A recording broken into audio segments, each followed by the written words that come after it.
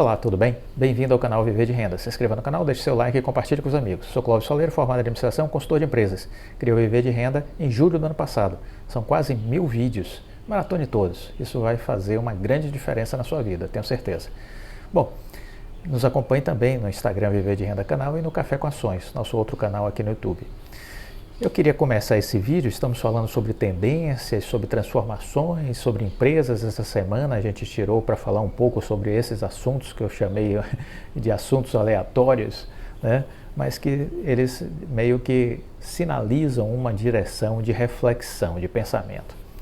E aí eu queria comentar com vocês uma matéria que saiu na The Economist, que saiu dizendo exatamente o seguinte: nas últimas 5 décadas, a indústria de capital de risco, ou Venture Capital, financiou ideias e empreendedores que transformaram os negócios globais e a economia mundial. 7 das 10 maiores empresas do mundo foram apoiadas por fundos de Venture Capital. Esse dinheiro financiou empresas por trás de mecanismos de pesquisa, como o Google, de iPhones, como a Apple, de carros elétricos, como a Tesla, vacinas de RNA mensageiro, como a Pfizer, a Moderna. Agora a máquina dos sonhos do capitalismo está sendo ampliada e transformada com um inédito fluxo de 450 bilhões de dólares em dinheiro novo para o setor de capital de risco. Esse turbocompressor do mundo dos empreendimentos traz riscos significativos, desde os egomaníacos fundadores que torram dinheiro até fundos de pensão sendo desperdiçados em startups supervalorizadas.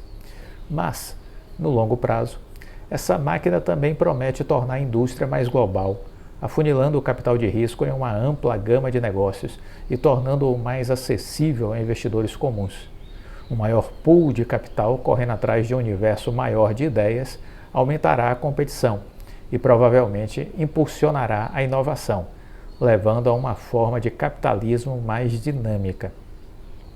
O Venture Capital tem suas raízes na década de 60 e tem sido visto como um elemento desajustado dentro do mundo financeiro, em contraste com os investidores de Wall Street, em seus impecáveis ternos, sofisticações e mansões. O Venture Capital prefere roupas confortáveis, o estilo nerd e as vilas na Califórnia. Essa particularidade também é uma questão de ênfase intelectual. À medida que as finanças convencionais se tornarão maiores, mais quantitativas e mais preocupadas em fatiar e cortar os fluxos de caixa das empresas e ativos maduros, o Venture Capital permanece como uma indústria caseira nadando contra a corrente, buscando encontrar e financiar empreendedores que são ou muito inexperientes ou muito estranhos para participar de uma reunião com sisudos banqueiros e cujas ideias ainda são muito novas para serem traduzidas em modelos financeiros. Os resultados têm sido surpreendentes. Estamos aí jogando os holofotes sobre esse movimento, né, das startups, das fintechs, né, que são, vamos dizer assim, movidas, dinamizadas por esse capital de risco, né? Apesar de investir quantias relativamente modestas ao longo das décadas, os fundos de Venture Capital dos Estados Unidos têm exemplos que valem hoje, têm empresas que valem hoje, no total, pelo menos 18 trilhões de dólares. 18 trilhões de dólares. Esse número reflete a vertiginosa ascensão das grandes plataformas de tecnologia, como, por exemplo, o Google.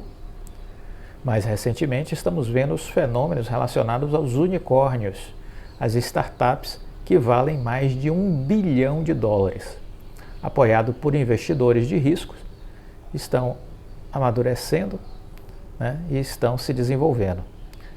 Na última década, um índice de fundos americanos de capital de risco obteve retornos anuais conjuntos de 17%. Alguns se saíram muito melhor do que isso. Esse sucesso agora está se espalhando para o setor financeiro em geral. Os lucros das empresas financiadas por fundos de venture capital estão sendo redistribuídos em novos fundos. Enquanto isso, com as taxas de juros ainda baixas, os fundos de pensão, outras empresas com dinheiro em caixa, têm demonstrado uma boa dose de inveja e lutam para alocar mais dinheiro em fundos dedicados ou para criar suas próprias filiais de venture capital. Até o momento, neste ano, quase 600 bilhões de dólares foram aplicados em negócios. Isso representa 10 vezes mais o nível de uma década atrás. Então veja, muito dinheiro circulando, muito dinheiro buscando oportunidades. E neste mundo de startups, nesse mundo de fintechs, há muitos investidores em busca de encontrar boas ideias, com jovens empreendedores, pessoas que estão pensando em soluções para o mundo, nas mais diversas áreas, mas que não têm essa relação para ter acesso a grandes bancos, né, financiamentos, crédito, e de repente encontram nessa indústria de capital de risco, do outro lado da mesa, pessoas vocacionadas a investir nessas startups, porque sabem que o que hoje aparentemente não tem valor algum, bem estruturado, bem ajustado, bem azeitado, pode se transformar num negócio de mais de $1 bilhão. Então é isso. E é por isso que esses hubs de inovação, de tecnologia, né, estão cada vez mais crescendo. Falamos essa semana sobre isso, né? Foi o tema de da nossa primeira live do Ações que Transformam, né? Temos que estar de olho nisso. Temos que olhar para onde os fluxos de dinheiro estão indo e as transformações que isso vai criar. E lembrando que algumas dessas coisas que podem surgir a qualquer instante podem ser disruptivas. Ou seja, o seu nascimento, o seu surgimento pode destruir modelos antigos, tradicionais, com suas inovações. Então é algo muito interessante para a gente ficar atentos. Muito bem, nessa parte agora do vídeo, eu queria comentar com vocês uma entrevista do presidente da Klabin. Eu já fiz isso aqui algumas vezes, né? Trouxe algumas entrevistas com empresários, porque eu acho que a gente precisa escutar os empresários, né? Os presidentes das empresas, a gente precisa ouvi-los. E o Cristiano Teixeira é o presidente da Klabin, e ele deu uma entrevista recentemente, e eu queria aqui compartilhar com vocês para a gente refletir juntos. Ele é administrador, tem MBA em Negócios Internacionais, e está à frente da Klabin desde 2017. Né? Após bilhões de investimento em maquinários e com a demanda de papel cada vez maior, 2022 deve ser um ano positivo para a fabricante de papel e celulose Klabin, na visão do presidente da empresa, Cristiano Teixeira. Então veja de novo, né? Olhar aí fora, precatórios, eleições, teto dos gastos. É preocupante? Claro que sim, mas as empresas estão produzindo, né? Então, a Klabin deve ter esse ano de 2022, que está por vir, um ano positivo, segundo o seu presidente. O executivo pode estar até mais otimista com o futuro, mas não está tranquilo.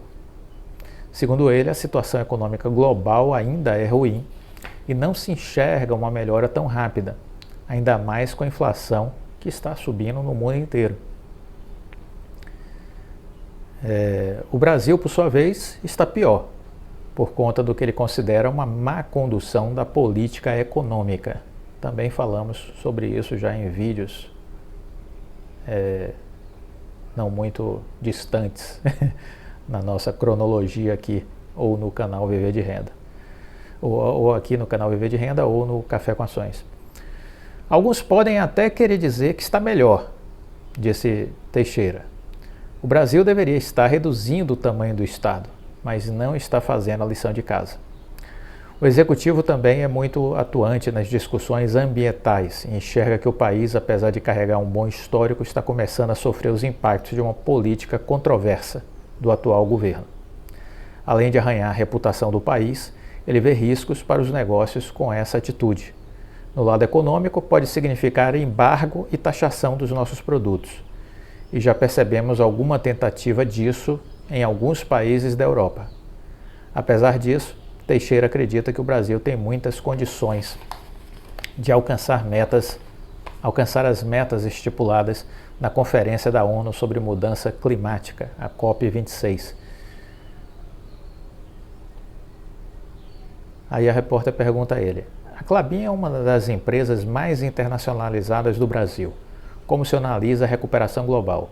Ele diz: o mundo está instável e o Brasil também. Eu estive na Suíça falando com um fornecedor que compra em vários países e que está reclamando muito da inflação. Nunca vi isso na minha vida. Estamos sofrendo com o aumento de liquidez e o custo da logística, que está fazendo o mundo ficar de ponta cabeça. Prestem atenção nessa entrevista, que esse trecho aqui é importantíssimo. A gente já falou sobre isso, né, do problema das cadeias globais de produção, né, e que isso impacta na inflação. Hoje o custo de frete é mais alto do que o próprio produto. O custo de frete é mais alto que o próprio produto. Precisamos ler muito para buscar na literatura uma compreensão do que está acontecendo. E os governos continuam falando em manter esse apoio por um período e não aumentar as taxas de juros. Tudo que fugimos no passado, especialmente o brasileiro, se tornou uma realidade. E no caso do Brasil, o ministro da Economia Paulo Guedes afirmou recentemente que o Brasil vai crescer em 2022 e que ninguém deveria apostar contra. Olha, só um maluco pode apostar em recessão. E essa fala do governo, não vejo muito sentido. O que a gente vê é uma política fiscal que ela sim é preocupante, ela está fora do controle e ela não é sustentável no longo prazo. Nós precisamos ver a política fiscal a partir da redução dos gastos do governo. Alguns podem até querer dizer que está melhor, mas eu não considero. O Brasil deveria estar reduzindo o tamanho do Estado, fazendo a lição de casa. E isso tem trazido uma desvalorização do real.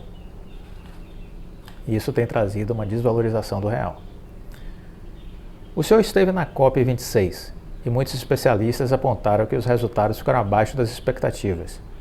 Não encaro dessa forma. A COP é um acordo multilateral e atingiu uma porção de objetivos. E até a primeira impressão do Brasil quanto ao desmatamento foi bastante positiva, com a meta de acabar com ele até o fim de 2028, sendo que antes era 2030. A criação do mercado de carbono também foi bastante positiva e não vi ninguém criticando isso. Saí satisfeito dentro de uma racionalidade do que foi atingido. É claro que existe uma decepção geral sobre o financiamento para a adaptação climática, pois se esperava mais do G7, o grupo dos 7 países mais ricos do mundo. Eu tenho um relativo romantismo sobre esse assunto, pois não existe bala de prata para os países emergentes e um fundo para a adaptação de economias mais frágeis se mostra importante. De qualquer maneira, foi plantada uma boa semente. O G7 reconhece que não fez o que deveria, mas o grupo aceitou continuar discutindo a questão de perdas e danos. Não sou pessimista com o que saiu da COP, mas sim com o ritmo da descarbonização. As metas precisam ser atingidas, mas não consigo achar uma solução pragmática para a matriz energética da maioria dos países do hemisfério norte, principalmente da Ásia. Por isso, ainda sou cético em acreditar na velocidade da descarbonização, tendo em vista a queima de combustíveis fósseis. Por outro lado, no caso do Brasil, estou otimista em relação às metas. Não pelo comportamento do governo, mas porque eles são numericamente possíveis de se atingir. No mundo, não enxergo uma solução, mas a curva de desmatamento tem que começar a cair imediatamente, não dá para esperar. As metas anunciadas, na sua opinião, são suficientes para isso? Não existe meta suficiente. Elas estão dadas, mas eu digo que o nível de ambição não é o suficiente. Estamos indo para um aquecimento acima de 1,5 graus centígrados.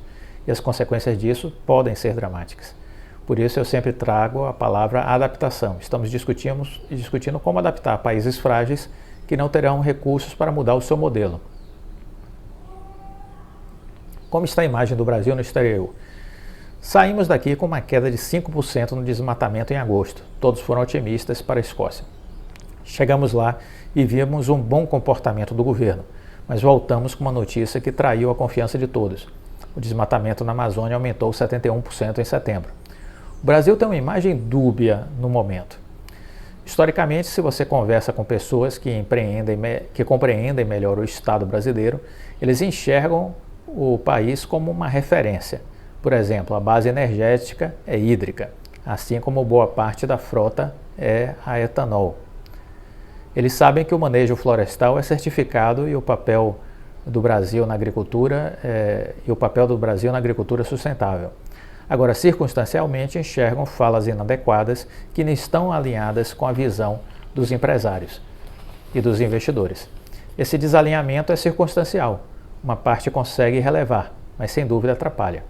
O repórter pergunta: atrapalha como? Atrapalha na questão da imagem, na reputação, no lado econômico. Isso gera ruídos com relação a embargo e taxação de produtos. Já percebemos alguma tentativa disso acontecendo na Europa. E uma taxação não pode ser bilateral, tem de ser pelo âmbito da Organização Mundial do Comércio. O desmatamento no Brasil é local, é feito por pessoas fora da lei, mas não se pode transferir isso para o Estado brasileiro como um todo. E quais são as previsões para a Klabin? O negócio de papel e celulose é de longo prazo e de capital intensivo, tem de preparar uma década antes. Portanto, é uma visão realmente muito mais fundamentalista. Estamos em meio a um grande ciclo de investimentos e que vamos entregar de forma efetiva no segundo trimestre de 2023.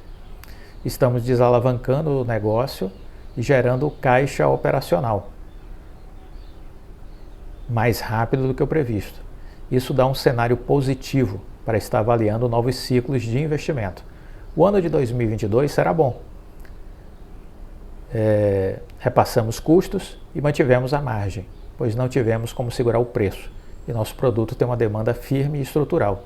Então, a expectativa é boa para o ano. Sempre precisamos escutar os empresários.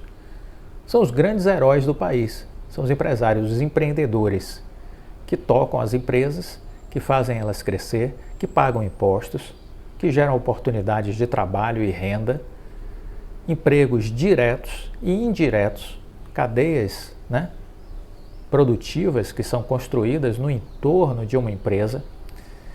E tudo isso gera desenvolvimento, gera tecnologia, gera inovação, gera arrecadação tributária para o custeio da máquina pública, do Estado, seja ele no âmbito federal, estadual ou municipal. Então, precisamos tratar com mais carinho os empreendedores, as empresas. Porque os países que se desenvolveram, os países que se tornaram ricos, valorizaram e trataram com devido respeito a força empreendedora, a força empresarial. Os países que não toleram empresas, que não toleram empreendedores, são países que descambam por populismo e por comunismo e que ficam para trás no desenvolvimento do mundo. Então valorizemos mais os nossos empresários e empreendedores. Eles são um farol a guiar a trajetória de uma nação e do seu povo, Então precisamos ter um olhar um pouco diferente, porque aqui ainda no Brasil há uma visão muito distorcida com relação ao um empreendedor, um empresário, e a gente precisa passar a enxergar esse contexto de uma maneira diferente. Enquanto investidores, ainda mais, porque quando a gente investe em ações, investe em empresas. Então temos que estar identificando e escolhendo boas empresas para investir. E precisamos escutar as lideranças, como o presidente da Klabin, de qualquer outra empresa que a gente esteja de olho, que esteja pensando em investir. Precisamos escutar os empresários, as lideranças. Gostou do vídeo? deixe seu like, compartilhe com os amigos. Fique com Deus e até a próxima. Tchau.